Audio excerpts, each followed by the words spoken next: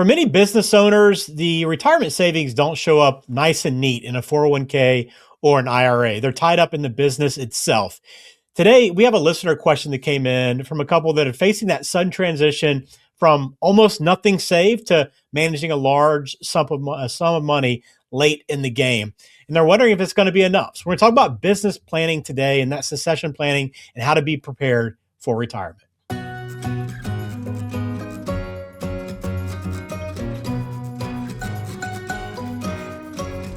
Welcome into Dollars with Dennis. I'm Ben George with Dennis Hoare, founder and president of Faith 401k and Money Management. Glad that you're with us today on the show. I know, Dennis, this is a good topic. We're going to get to the question in a minute, but I know you work with a lot of business owners, so you kind of see this firsthand, some of the challenges that they face in retirement, because it's different than an individual that's just working for an employer, right?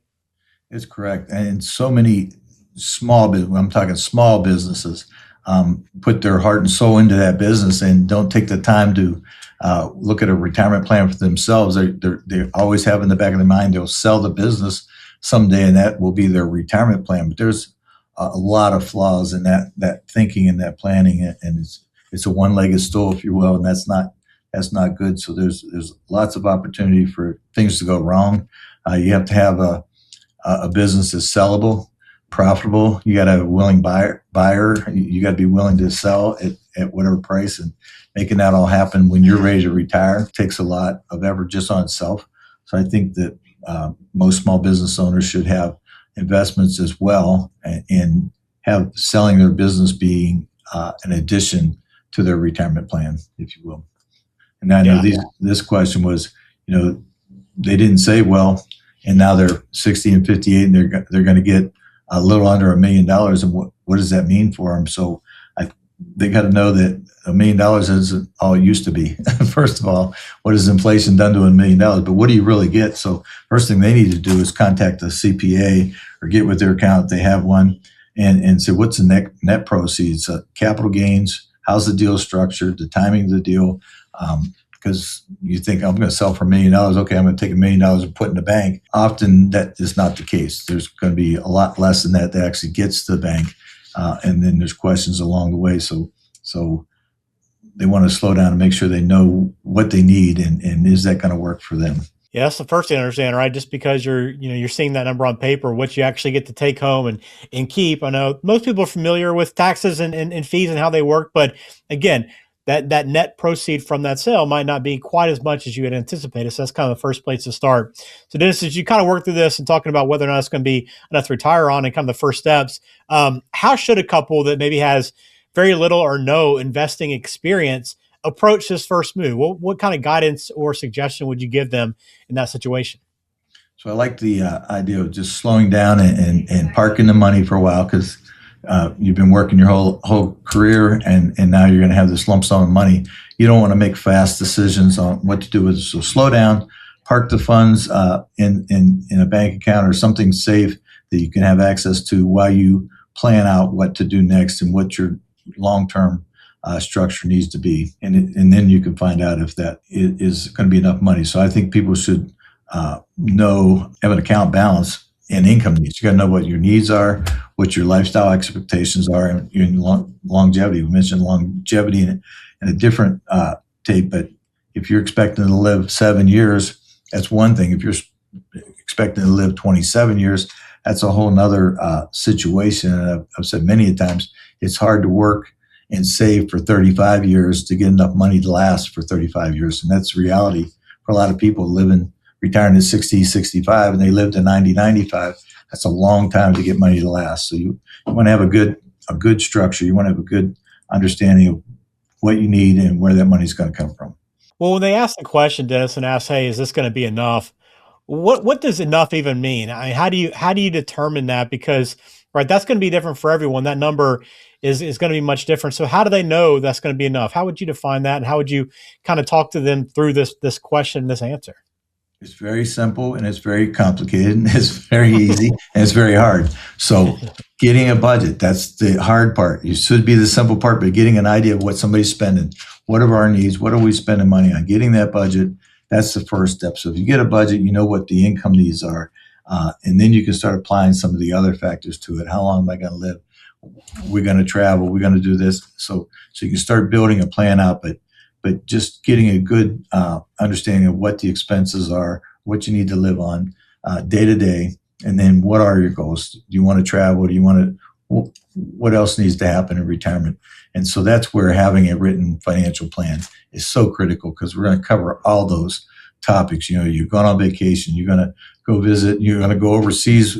We have clients that will build in their financial plan where they're going to take a major trip every 2 or 3 years, and smaller trips once a year. Some that don't do any once a year and do every 5 years. So we want to build in for that. We want to build in for, your cars don't last forever. We're going to need a new car 8 years from now, stuff like that. So get that lifestyle, your income needs, your lifestyle expectations, and longevity, and pull it together into what your nest egg has to deal out. And that's what we would refer to as a written financial plan. Yeah, the other thing that kind of comes to mind here when you're working through the situation is, how do you handle risk here, Dennis, when you're getting this large sum of money? This essentially you become your nest egg, right? It's all here in this one lump sum. How do you manage the risk here and navigate this?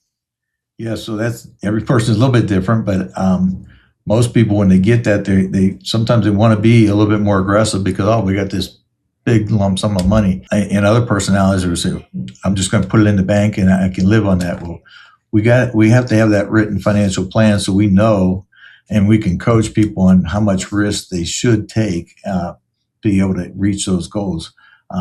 So if you get $1 million in and that's what you have to live on, and you need $100,000 a year to live on, pure math, that's only going to make it about 14 years, and you're going to be out of money.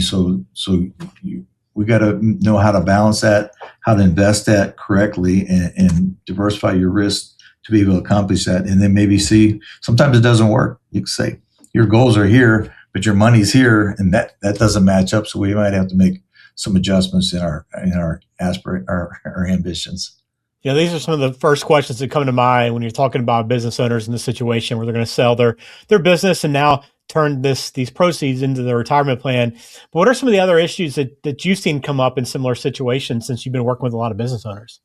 Well, so I think that the whole plan and idea of selling your business to retire on has, again, as I mentioned at the beginning, so many challenges to it, because you have to be healthy long enough for that to all work.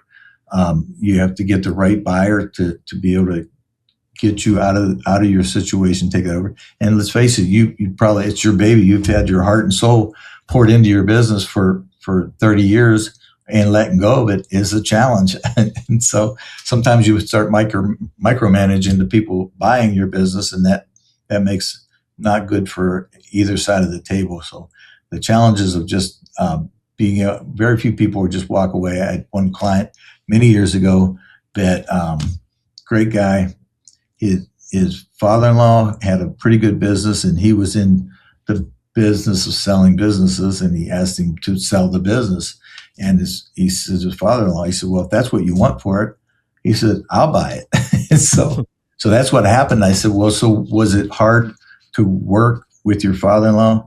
He said, my father-in-law handed me the keys, walked out the door, and never came back. That does not happen very often, but having the right people take over your business is important, but having the right mindset when you sell your business is also important, to be able to let go and move on, and making sure you have the things in place you need to do. It's not easy for some people to quit working. Yeah, we appreciate this question. It's a great one, and I know one that you have a lot of experience with, Dennis. So for anyone that is a business owner that maybe hasn't done a lot of planning, I'm guessing you're going to answer will probably be, hey, let's start doing it now. But how far out should you be thinking about this, Dennis? If you know, okay, at some point I'm going to try to sell the business, turn that into retirement, and move on to my next chapter of life. How early should you be sitting down with a financial advisor to be talking about this?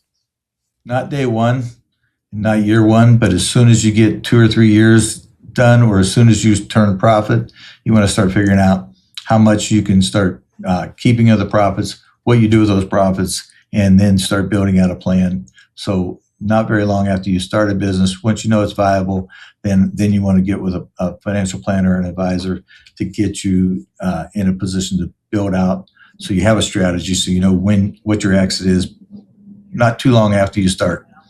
All right, very good. Well, if you are a business owner, need a little bit of help with planning, maybe looking to see what you can be doing right now to maybe save a little bit more towards retirement before you rely on that sell the business, please get in touch. 401k.faith. That is a website. You'll see the opportunity there to set up a meeting with Dennis and the team. But you can always call 513-898-1897. And again, everything is in the show description for you, so you'll find that contact info there. But great question. Please send us one in if you have one for us. We'll try to feature it here on the show as well. But Dennis, appreciate the insight as always. Hope you have a good week. Thank you. Securities and advisory services offered through LPL Financial, a registered investment advisor, member FINRA SIPC. The opinions voiced in this show are for general information only and are not intended to provide specific advice or recommendations for any individual. To determine which strategies or investments may be suitable for you, consult the appropriate qualified professional prior to making a decision.